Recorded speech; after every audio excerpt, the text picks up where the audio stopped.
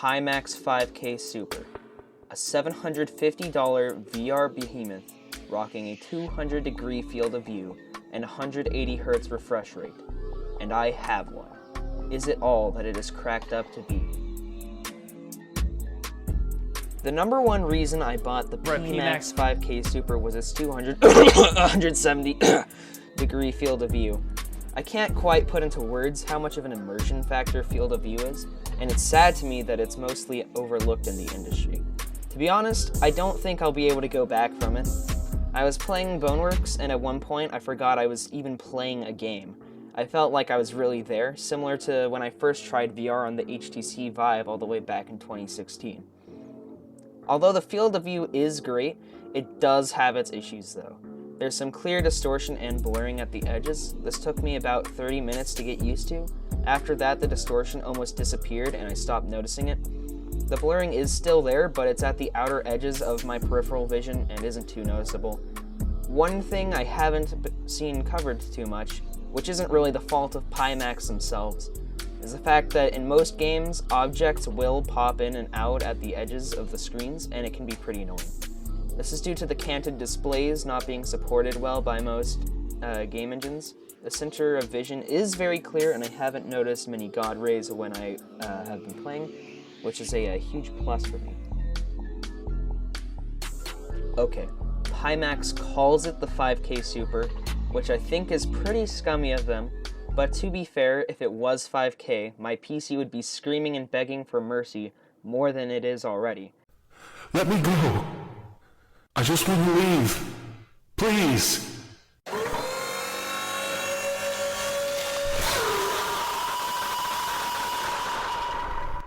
The resolution is on par with the Index, which is still a huge bump over my Rift S.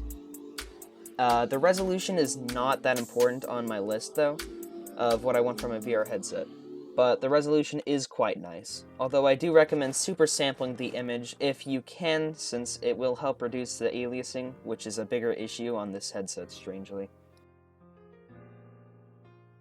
The PIMAX 5K Super really surprised me here. It has a nice contrast and blacks with a little bit of fiddling in the settings. At least significantly better than my Rift S. Not as good as the colors on an OLED panel like the HTC Vive or original Quest, but it was a big enough difference I felt I should mention it. Colors are something I look for in a VR headset, and while it is still LCD, it was still better than what I was expecting. The 180 Hz is very nice and quite smooth. It is exactly what you would expect. I think 180 Hz is getting to the upper limit of where I can perceive differences in refresh rates. The biggest issue is that it limits the field of view in the 180 Hz mode.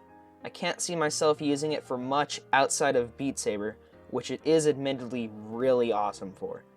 For your information, I run my headset at 120 Hz, since that's the highest refresh rate that allows for the full field of view. The audio on the 5K Super is nothing to write home about. It's admittedly pretty bad.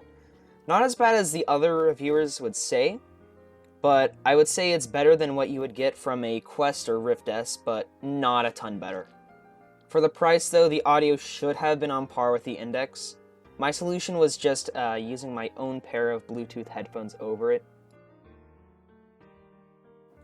Strangely, my review of the microphone on the 5K Super is not at all what other reviewers have said on it.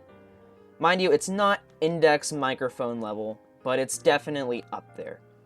I'm sure if I installed Voicemeeter Banana, I could make it sound much better.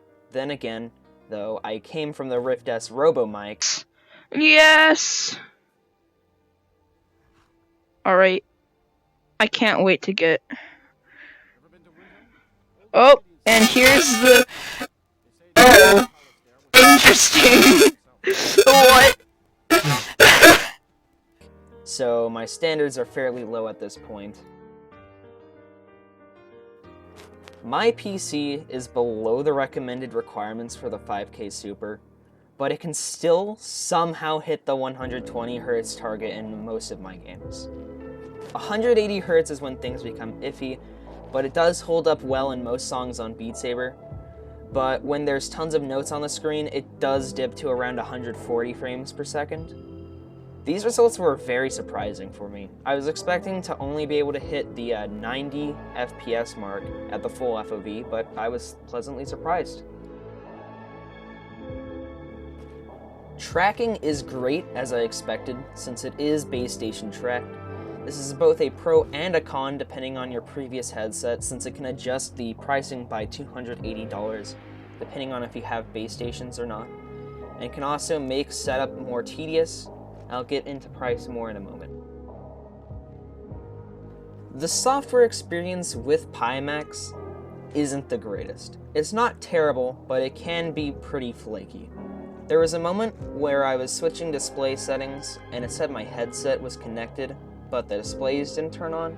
I thought I bricked my headset, but restarting the software and headset fixed this, which is better than what I had with Oculus, because with Oculus, my Rift S just flat out would not work no matter how many times I restarted my software sometimes.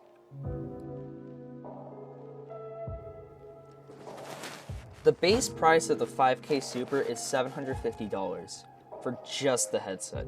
The headset very frequently goes on sale, which usually cuts it down to the mid to upper 600s.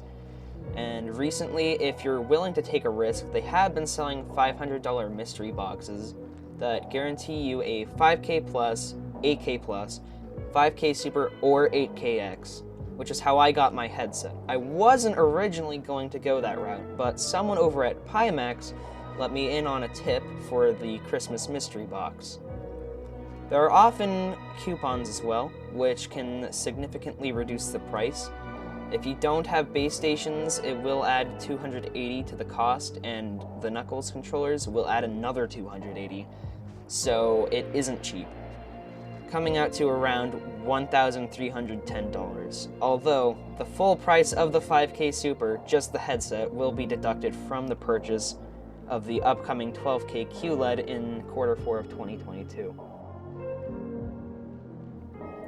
To summarize the problems with this headset, there is a decent amount of distortion, but this has become almost non-existent to me without looking for it. The IPD pop-up is laggy and covers the center of the screen, which makes adjustments mildly irritating. Some games don't work well with the displays requiring you to enable parallel projections, which eats up about 30% of performance, and my final nitpick is that the head strap is a bit wide, which can make using headphones over it difficult. The 5K Super isn't for everyone. It's expensive and has its issues, but it's a great upgrade for Index users and will give you, in my opinion, the best VR experience on the market available to consumers. The 5K Super is targeted to VR enthusiasts and really delivers in most aspects. I think anyone who is passionate about VR should consider the 5K Super, as it's a very solid headset.